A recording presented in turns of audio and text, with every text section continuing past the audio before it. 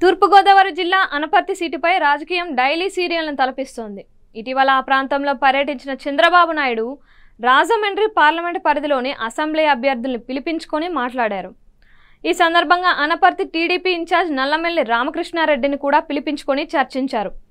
బీజేపీతో చర్చించి అనపర్తి సీటు ఇచ్చేందుకు ప్రయత్నిస్తున్నానని హామీ ఇచ్చారని రామకృష్ణారెడ్డి తెలిపారు.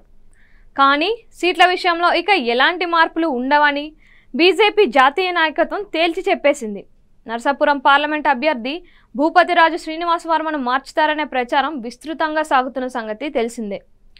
నర్సాపురం పార్లమెంట్ స్థానాన్ని టీడీపీకి ఇచ్చి కడప లోక్సభ సీటును తీసుకుంటారని కొంతకాలంగా ప్రచారం జరుగుతోంది.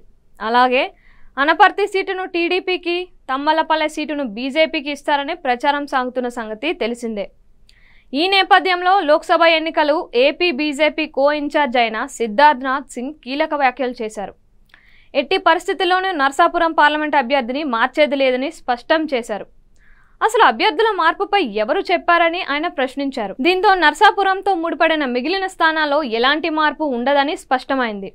దీంతో ఇంతకాలంగా సాగుతున్న నర్సాపురం, కడప లోక్సభ స్థానాలు, అలాగే అనపర్తి, తంబాలపల్లె స్థానాల్లో ఇంతకు ముందు ప్రకటించినట్టుగా ఆయా పార్టీల అభ్యర్థులు పోటీ చేస్తారని తెలిపోయింది.